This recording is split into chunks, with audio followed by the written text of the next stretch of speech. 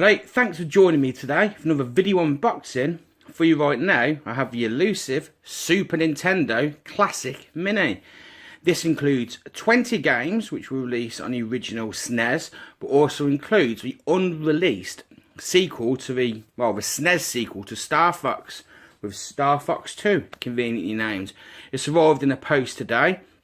Obviously these things have been going out of stock as soon as I went live due to Nintendo's shitty stock system and not really meeting, supply and demand, the basics. But hey ho, lucky enough I had managed to get hold of one of these. I'd never managed to get an NES, unfortunately, but inevitably they will get an N64 release, so hopefully I can get one of those as well, because I think the N64 for me probably edges it as my favourite classic Nintendo console. Right, so this SNES Mini, as you can tell, it looks exactly like the original SNES in Europe, that is. Apart from, obviously, it's much, much smaller and it doesn't carry cartridges. I couldn't get my words out, apologise.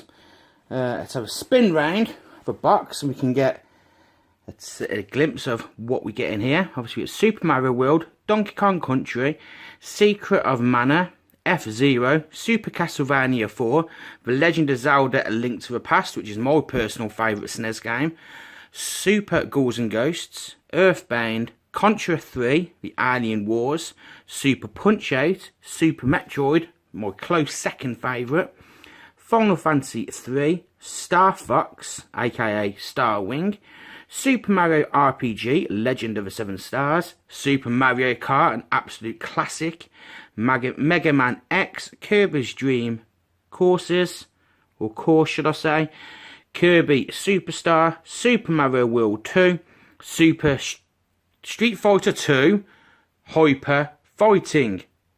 I couldn't get back. It's fucking Street Fighter. With that many names, it's easy to get tongue twisted with the confusion. And of course, the Star Fox 2, which never ever released on the SNES. So people who have managed to get hold of one of these, it's the first time most people are ever going to get the opportunity to play this. So let's crack open the box, shall we?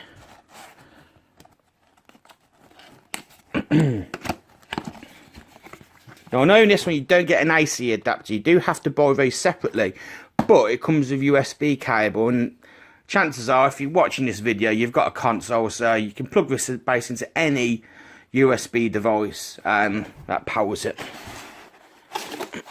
So, there's an instruction manual which I don't think anyone ever really reads nowadays. It's basically tell you to plug it in and set it up. We've got, that's your controller, so I'll look at those in a second. You can see the SNES. So basically there's the power cable, aka USB cable. You get a HDMI cable as well. After all these games are in HD, I think it's in 720p. We get two classic SNES controllers. There you go. Now I think with these cables, well, I think they're 3 feet long, which is much longer than the controllers that came with the NES. Now, these pretty much feel exactly the same as what I remember them to be. Apart from, if memory serves me correctly, these do feel a bit lighter. But it feels good. Can't wait to test these out. So obviously with this one as well, unlike the NES Classic, which came with one controller, this comes with two. And with games like Mario Kart and whatnot on here, it's essential to have two controllers. So at least you don't have to fork out extra to get these. And I know these retailed at £10 more, but looking at it now, you get two controllers, so that makes it, that justifies the price alone. Plus the games are better quality with it being the 16-bit era. And let's have a look at the actual console itself. Shame I haven't got original SNES no more to compare the size, but look at that, pretty much fits in the palm of your hand. Still want to press that down just to see. And I still press the eject button. There we go, we've got a reset button, which from what I hear is when you're playing games, that's the only way to get back to the main menu to select your new games again. And there's a power switch. This is absolutely, I can't wait to plug this in and get going. I really can't. There we go, you've got HDMI ports and USB port at the back. If you can hear rustling in the background, that's my two cats who always conveniently start playing when I start recording stuff. Now these are a bit deceiving because you've got the where the old controller ports would be, but obviously these do not fit in here. Let's take this tie off. I've taken the ties off, so obviously that's never going to fit in there. Right. Here we go. That pulls out from there and connects us in there. There you go. Now, as you can see at quick glance, the menu itself is very basic, but that, in my humble opinion, works in its favour because it's easy to scan through and access the games that you want to play. And as you can see now, we've got other classics such as Super Street Fighter 2, the Super Mario Kart, Castlevania, Super Ghouls and Ghosts, Super Mario World, Super Metroid, and hopefully more classics you've never experienced before.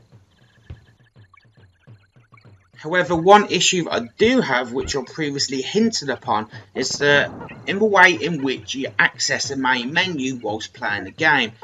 Now, you do have to hit the restart button or reset button on the console, rather, in my opinion, having the natural choice of simply pressing the start or select button on the control pad, bringing you back to the main menu to then select one of your 21 favourite classic games. But that said, it is a small inconvenience, so it's nothing game breaking and it shouldn't really be an issue to put you off, as inconvenient as that may be. However, one convenience that does come with a SNES Mini Classic is the 4 save slots you have for each of the 21 classic games, something that many games didn't have back in the day. Another cool feature present with this console are the 3 filters you have to choose from, such as a CRT old school television set filter, a 4:3 ratio and a pixel perfect to smooth out those visuals, as well as a variety of frames to customise the look of your gaming sessions.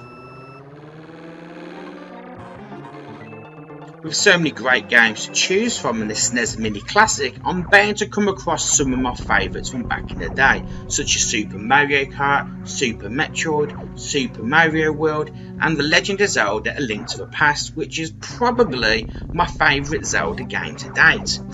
There are obviously other games from other genres, which include Final Fantasy III and the Secrets of Mana. I've never played them, never been much of that style of RPG, but this console gives me an opportunity to at least give those games a try, which I never got to play from back in the day. Though I've never been much of a Star Fox fan, but I will get round to playing, and obviously Star Fox 2, which was never previously released, which is included as part of this bundled 21 games. When it's all said and done, the Super Nintendo Mini Classic represents good value for money. Retailing at around £70, it includes 21 games, one of which was never released at retail, as well as 2 controllers with an extended cord length in comparison to the NES Mini Classic, which released last year. So if you can get hold of one of these beauts, I would certainly recommend it. Whether or not you're like me, an old school gamer returning to live all those glory days, or someone that missed this generation who really wanted a saviour for classic games such as Super Mario, Donkey Kong and much more. So, with that said, my friends, I hope you've enjoyed this video unboxing and brief review of a SNES Mini Classic. I really do appreciate you watching and sticking out with me. And if you haven't done already, please like, share and subscribe, because it means a great deal to me and it helps out my small channel. And you can also follow me on Twitter @SolidTheSnake, the same as a YouTube username. So, thanks for watching, my friends, and peace out.